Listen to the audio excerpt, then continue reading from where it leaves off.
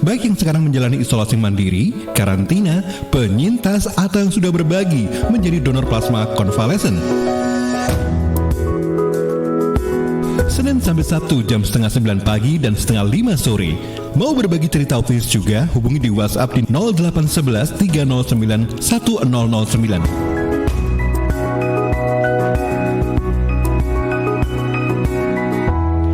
Ya, sahabat, kita masuk di program Radio Sahabat Isoman pagi hari ini, dan seperti biasanya nanti kita akan simak ya cerita-cerita positif, cerita-cerita yang penuh semangat bagi kita semuanya, khususnya bagi mereka yang saat ini sedang melakukan isolasi mandiri atau saat ini sedang dirawat di rumah sakit ya karena terpapar COVID-19.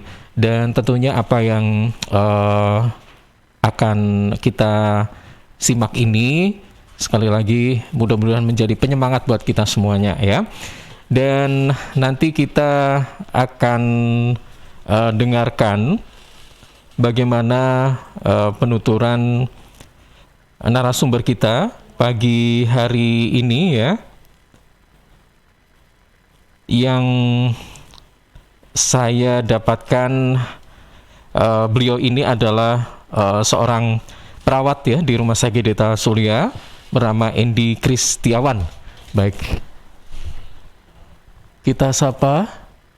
Halo, selamat pagi. Oke, ternyata masih belum belum bisa tersambung dengan beliau. Nanti kita akan coba hubungi kembali setelah beberapa spot berikut ini, sahabat.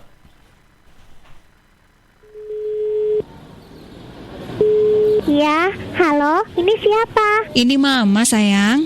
Gimana, kamu udah makan? Udah, Ma. Gimana di sekolah tadi? Ada PR nggak buat besok? Nggak ada PR sih. Tapi, Mah, tadi temen aku beli buku. Harganya kan 4.500. Masa dia bilang sama mamanya harganya 6.000? Itu kan bohong ya, Mah? Iya, sayang. Itu nggak boleh. Kalau Mama bilang, apa, Mah? Kalau bohong soal uang, berarti... Itu namanya korupsi, sayang. Iya, korupsi.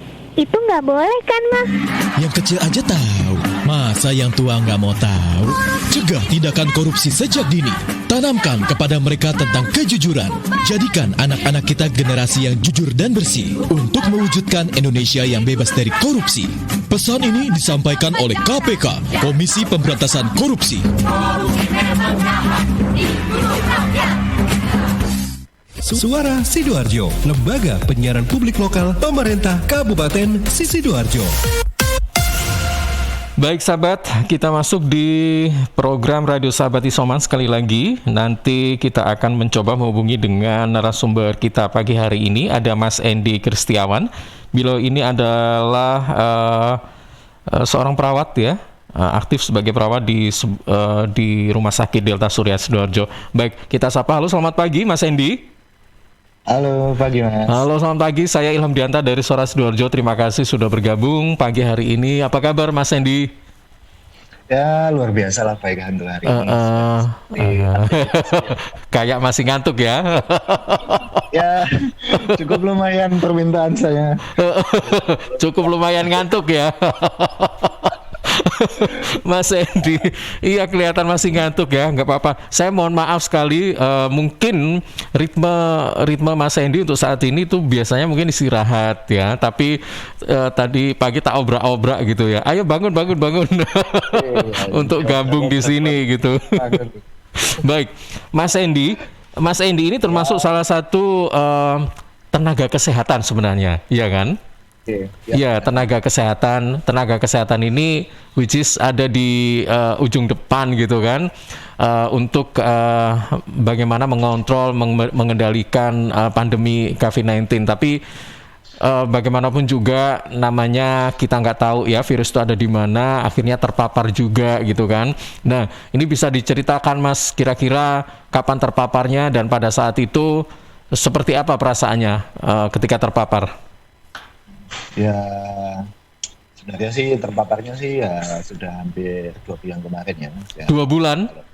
Ya, berjalan 1,5 bulan ini lah. Oke, Ya kebetulan kemarin tuh lagi melonjak-melonjaknya kasus ya, sampai kita tahu sendiri mungkin ada dari teman-teman yang dengerin radio ini mungkin ya Heeh.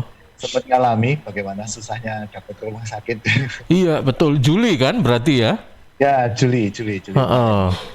Jadi ini lagi melonjak-lonjaknya banget sepanjang red bulan Juli sampai pertengahan bulan Agustus kemarin kalau nggak salah.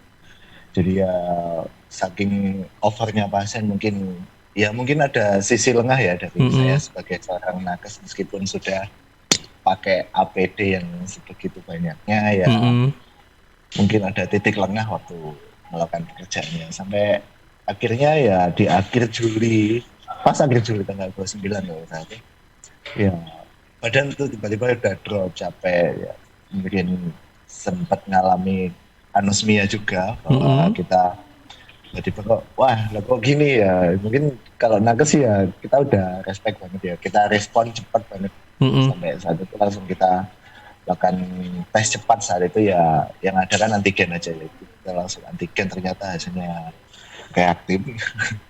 Ya meskipun gejalanya sih masih ringan loh hari itu masih hari kedua kalau nggak salah dari gejala ya hanya demam tinggi sebatas flu biasa ya.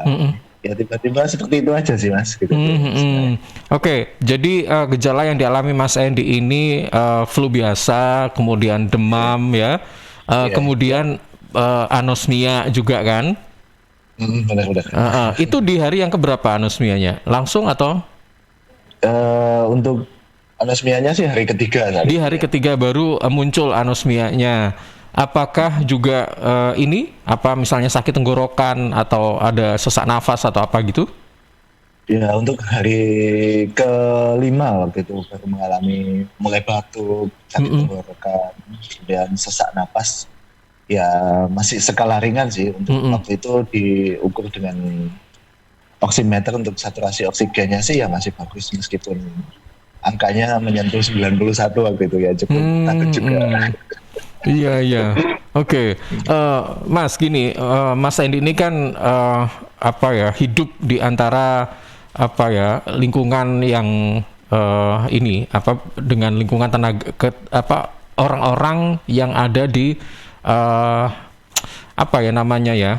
lingkungan kesehatan dalam hal ini ya ada dokter, ada perawat ya, kemudian ada orang-orang yang mengerti medis dan sebagainya gitu kan. Nah, ketika pada saat terpapar, apakah Mas Endi ini merasa berarti ini udah giliran saya yang kena atau gitu atau gimana mungkin kan saya yakin pasti kayak panik atau enggak pasti pada awalnya sudah diberi semacam wawasan atau apa sehingga nggak perlu panik dan sebagainya. Nah kayak gitu. Tapi apakah ketika memang benar-benar saat itu terpapar dalam hati Mas Endi memang ada sedikit kaget gitu atau biasa aja? Ya kalau kemarin sih takut sih ya pasti ya takut. Nah, kita kan nggak tahu lah untuk kondisi badan kita sendiri meskipun kita nakes ya pasti nakes juga bisa sakit soalnya. Iya. Ya kita ya takut pasti, cuma intinya kita mensiasatinya ya mungkin karena kita udah tahu untuk alur penanganannya seperti demikian, jadi ya kita hadapi aja lah, kita ikuti yang ada. Intinya ya kita nggak boleh takut atau panik yang secara berlebih. Intinya boleh takut tapi ya tidak boleh pada kadar atau porsi yang berlebih. Intinya ya tetap waspada juga, yang tetap waspada lah. Oke, Mas Endi selama terpapar ini apakah melakukan isolasi mandiri di rumah atau dirawat di rumah sakit atau bagaimana pada saat itu? Waktu itu ya saya isoman di rumah, ya di rumah isoman aja, cukup di rumah sebenarnya karena untuk itu ya selepas hari kelima itu gejalanya udah lumayan ada penurunan gejala. Gejala yang saya alami sudah mulai berkurang. Untuk waktu hari kelima kan sudah nggak demam, ya meskipun masih sedikit batuk, anosmia juga pasti, dan batuk ringan, sesak ya sudah mulai berkurang. Untuk itu ya memutuskan isoman aja sih. Kenapa Mas diputuskan memilih isoman di rumah? Kenapa nggak tidak di rumah sakit karena Mas Endi ini kan juga termasuk salah satu tenaga kesehatan atau karyawan yang ada di sebuah rumah sakit gitu. Kenapa, Mas? Ya sebenarnya kan kita ada prioritas lah untuk mereka yang untuk ngamar itu sebenarnya ada prioritas. Oh ya, mungkin dilihat dari gejalanya yang parah gitu ya, baru. Ya, oke. Dari gejala saya sih masih ringan. Ya kami mengatakannya ringan ke menengah. Jadi ternyata di hari kelima sudah ada tren penurunan gejala. Jadi kami memutuskan untuk nggak dirawat inap, biarkan yang lain aja dulu yang dapat kamar lah. Oke, baik. Nah, ini Mas Endi kan akhirnya memutuskan melakukan isoman di rumah. Nah, kira-kira ini apa Mas yang dilakukan selama di rumah ini? Apakah selain tentunya mengonsumsi obat ya, atau makan dan sebagainya, apa saja yang dilakukan pada saat itu? Ya, kalau untuk sehari-hari sih ya tentunya kita jalani aktivitas ya seperti biasa, tapi ya akan intinya mengurangi mobilitas. Jadi ada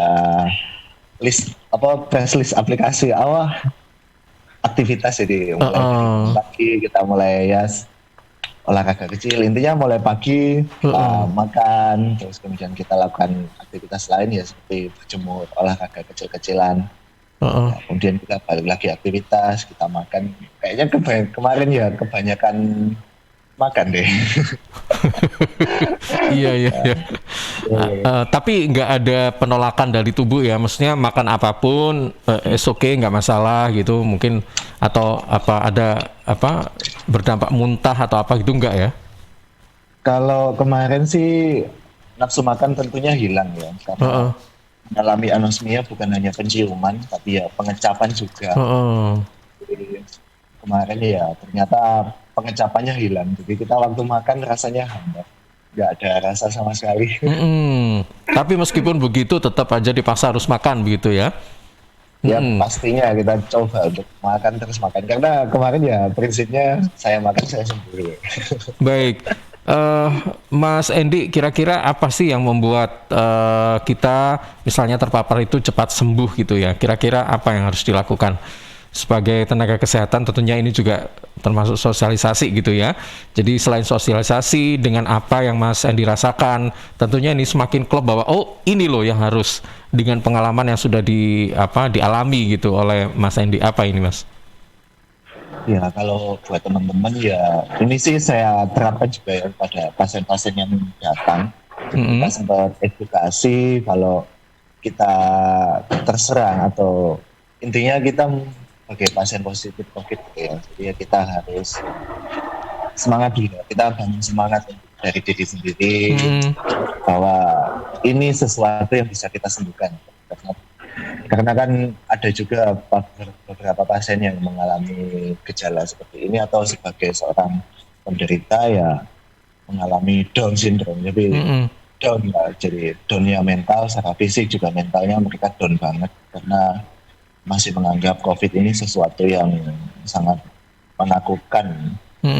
Jadi intinya ya kita jangan dulu terlalu panik, dan apabila kita mengalami gejala jangan takut untuk dilakukan pemeriksaan seperti ya swab atau dan lain-lain. Kan kebanyakan masih ada beberapa dari orang yang masih takut untuk di swab atau istilahnya takut kalau saya sudah positif COVID saya ini tidak bisa sembuh atau nanti saya dikucilkan.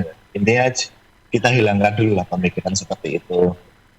Dan kalau kita udah dinyatakan positif ya kita lakukan aja prosedur pengobatan. Bahkan itu ikuti prosedur pengobatan yang udah diberikan oleh dokter atau pihak rumah sakit atau siapapun tenaga kesehatan yang ada di sekitar kita. Dan juga yang pastinya setelah itu kita harus menumbuhkan semangat untuk sembuh. Saya yakin ini sembuh. Dan juga jangan lupa kita makan yang banyak. Makan yang banyak. Pokoknya intinya kita makan dan istirahat. Pasti kita cepet lah. Selain kita membangun imunitas dari luar melalui pengobatan dari obat-obatan yang kita konsumsi ya, kita juga harus membangun imunitas dari dalam. Misalnya kita ya membangun imunitas dari dalam ya dengan cara ya kita makan, istirahat yang cukup dan lain-lain. Itu aja sih sebenarnya kalau dari saya ya. Oke, baik. Jadi mengikuti prosedur pengobatan, kemudian jangan pikir yang macam-macam ya. Macam-macam itu intinya sesuatu yang menakutkan gitu kan. Kemudian makan ya. Makan ini kalau bisa nggak usah pilih-pilih makanan ya Mas ya. Iya kan? Iya kan? Benar-benar. Intinya apapun yang disuka ya bolehlah dimakan dengan porsi yang sesuai gitu kan. Yap. Oke, baik. Ini yang bisa mempercepat kesembuhan. Selain itu juga mengonsumsi obat-obatan yang memang disarankan dokter pada saat pengobatan itu apa saja ya ini harus dilakukan. Baik. Nah, Mas Endi selama melakukan isolasi mandiri di rumah, ini siapa Mas yang membantu dalam hal makan, kemudian kebersihan ya? Atau mungkin juga bagaimana saat Mas Endi dirawat di rumah, itu siapa? Apakah keluarga? Atau mungkin ada teman atau siapa gitu? Ya kita kembali ke komunitas terdekat kita ya, yang pastinya keluarga langsung. Jadi keluarga, ya untung keluarga itu sudah kita beri motivasi, pemahaman dan untuk soal edukasi kecil-kecilan untuk COVID sebelum jauh hari sebelum saya positif ya. Jadi keluarga ya kebetulan sudah menerima, lingkungan sekitar ya menerima, jadi tetap support. Sehari-hari saya hanya minta disupport untuk konsumsi makanan ya, karena saya tidak bisa keluar aktivitas seperti biasa. Saya tetap disupport untuk makanan, itu aja sih. Kebetulan ya teman-teman kerja juga dan lain-lain selalu support ngirimin makanan juga meskipun jauh. Oh iya, ada ya? Ada. Jadi, tetangga bagaimana? Tetangga sih ya nerima, tetangga tetap, bahkan ya tetangga nyupport juga makanan, buah-buahan dan lain-lain. Semangat tetap sembuh juga. Oke, baik. Ini proses dari terpapar sampai sembuh itu berapa hari ya Mas? Kalau untuk aturan dari Permenkes yang untuk sekarang kan ya dinyatakan sembuh itu tidak perlu swab lagi ya biasanya. Ya pokoknya kita sudah isolasi mandiri selama 10 hari dan kita sudah tidak mengalami gejala di hari ke-11, itu kita sudah dinyatakan sembuh. Kita akan harus ke dokter paru dulu untuk meminta surat pernyataan sembuh. Tapi kalau kita sudah 10 hari tidak ada gejala, sebenarnya itu ya kita sudah dinyatakan bebas dari COVID. Jadi bebas untuk isolasi. Ya. Oke. Selama dirawat di rumah, ini lingkungan sekitar aman-aman saja ya? Mungkin ada yang merasa takut tertular atau apa gitu, gimana nih Mas pada saat itu? Ya pastinya ada lah, beberapa oknum tetangga yang seperti itu. Oknum ya? Saya nyebutnya oknum aja lah, karena kan nggak banyak. Ya ada lah yang merasa gini, wah ini yang menyebabkan nanti terjadi gini ya. Ya untung aja lah, nggak banyak. Untung aja banyak di lingkungan saya sudah banyak yang mulai paham tentang bahwa bukan lagi sesuatu yang harus dikucilkan, gitu. Ini yang harus disupport gitu. Jadi adalah ya, jadi dari beberapa tetangga tetap membela, tetap mensupport, memberi penjelasan bahwa ini nakes loh. Jadi ini nakes itu yang sangat kita butuhkan untuk saat ini. Kita harus support gitu, jangan sampai malah kita bikin down. Baik. Gitu sih. Jadi ada yang pro ada yang kontra gitu. Oh iya. Oke, baik. Kurang lebih 14 hari yang dilewati oleh Mas Endi, kira-kira dari terpapar sampai sembuh lebih atau nggak sampai 14 hari? 12 hari sih kemarin. 12 hari. Dan pada saat itu apakah Mas Endi memutuskan untuk masih recovery dulu atau langsung bekerja? Recovery 2 hari saja, langsung kerja lagi. Habis itu langsung bekerja? Ya, benar-benar. Oke, di tempat lingkungan kerja pun pada saat itu nggak ada masalah apa-apa ya? Maksudnya dengan kata lain kondisinya memang sudah fit betul atau tiba-tiba kok saya jadi lemas misalnya kayak gitu, enggak ya? Lemesnya pasti masih ada lah. Oh iya. Kita sembuh dari COVID itu recovery ya pasti beda-beda ya. Ada yang memang langsung bisa aktivitas, ada yang masih butuh recovery. Gejalanya kan ibaratnya kita masih dikatakan ada istilah saat ini kan long COVID. Long COVID, ya, betul. Baik, Mas Hendy, sebagai tenaga kesehatan, saya ingin tahu nih ya, tanggapan dari Mas Hendy itu COVID-19 itu kayak apa sih? COVID-19 ya memang sesuatu penyakit yang baru ya. Jadi di awal-awal pandemi dulu sesuatu yang cukup bikin kaget. Karena kita kita semua lah, bukan hanya saya, nggak bakal menyangka bakal ada sesuatu penyakit yang seperti ini. Jadi ya cukup mengagetkan. Makanya kita ya dari dulu itu masih sempat kaget, sempat was-was. Ini gimana sih? Ini penanganannya gimana? Bahkan kita selalu curiga, soalnya banyak sekali COVID yang mulai mengeluarkan varian-varian baru. Jadi kita cukup membingungkan untuk kami para nakes, entah perawat, dokter, atau dan sebagainya, cukup membingungkan dengan banyaknya varian ini. Kita kan jadi praduga kan, jadi banyak sekali yang kita curigai COVID. Jadi mungkin ada istilah sempat mendengar masnya, mungkin orang-orang yang ke rumah sakit, saya kok di COVID kan gitu. Jadi kan jadi banyak banget yang seperti ini. Ya karena itu tadi, dari banyaknya varian yang ada, ternyata tidak melulu gejala yang spesifik seperti panas, demam, batuk. Ternyata ada juga dari mereka yang tanpa gejala kok ternyata memang COVID gitu. Jadi ya cukup membingungkan lah untuk COVID ini sebenarnya. Oke, baik. Mas Hendy, apakah dulu pernah sudah divaksin sebelumnya atau sebelum terpapar?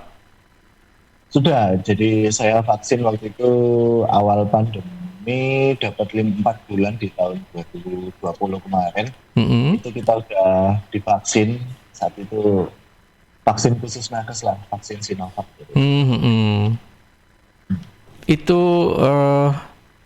baru 1 kali ya? Udah 2 kali, dapat 2 kali. Udah 2 kali, habis itu Juli baru kena gitu kan? Ya benar. Oke, baik. Ya, pasti ini dapat vaksin karena memang termasuk salah satu prioritas ya. Jadi tenaga kesehatan, kemudian aparat, guru, ini memang awalnya kan harus divaksin terlebih dahulu ya. Baik. Satu lagi ini Mas. Kalau Mas Hendy ingin berterima kasih pada kesembuhan yang sudah dialami pada saat ini, ingin berterima kasih pada siapa Mas? Ya tentunya sih pada keluarga dan lingkungan sekitar dulu ya, karena ya mereka yang saat itu benar-benar tahu gimana saya menjalani isolasi. Ya terima kasih banget pada keluarga, tetangga-tetangga yang benar-benar mensupport saya, dan juga saya mengerti kondisi saya sebagai seorang nakes. Ya, dan yang kedua kepada teman-teman ruangan saya kan jaga di UGD ya, teman-teman UGD saya waktu itu sebagai teman kedua saya yang benar-benar tahu lingkungan tiap hari saya, ya teman-teman ruangan yang selalu mensupport, nggak ada habisnya, bahkan sampai bela-belain sehari sekali wajib video call pada mereka itu. Iya. Ya itu aja sih. Oke, baik. Nah, setelah terpapar ini apa yang berubah dalam diri Mas Hendy? Gaya hidup mungkin, atau apa yang mungkin lebih ke arah totally higienis gitu, atau seperti apa? Silakan.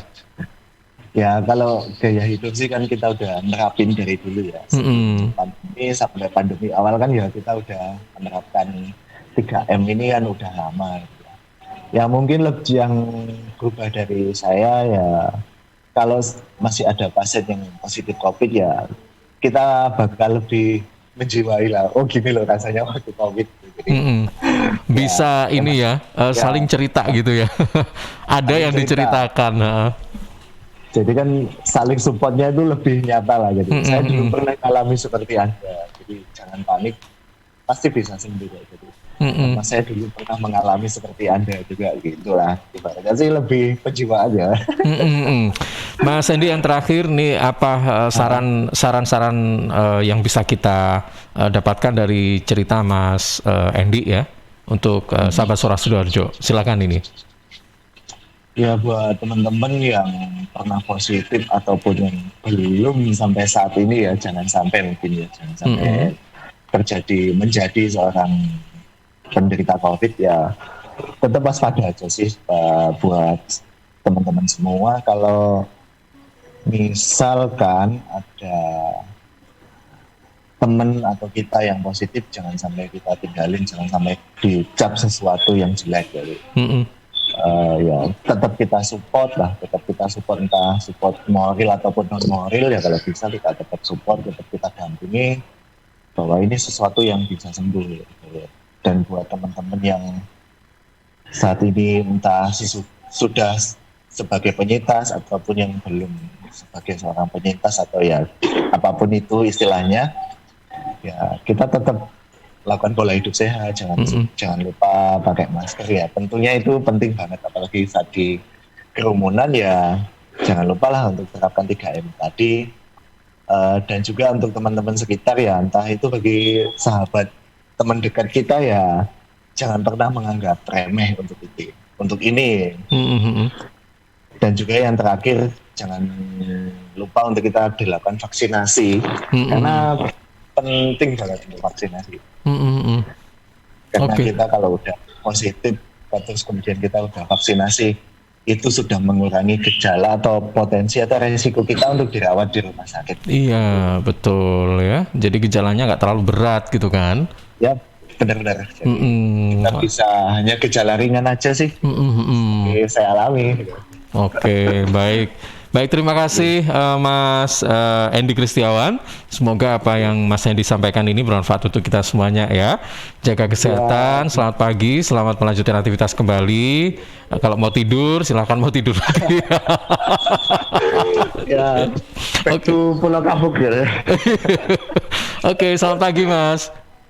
Oke, makasih. Yuk, dengan Mas Hendy Kristiawan ini aktif sebagai perawat di Rumah Sakit Delta Surya Sidoarjo ya, yang baru saja bercerita pada kita bagaimana pada saat beliau ini terpapar, kemudian melakukan isolasi mandiri, dan saat ini sudah bisa beraktivitas kembali. Ya, cerita-cerita inspiratif positif ini hanya bisa Anda simak dalam Radio Sahabat Isoman.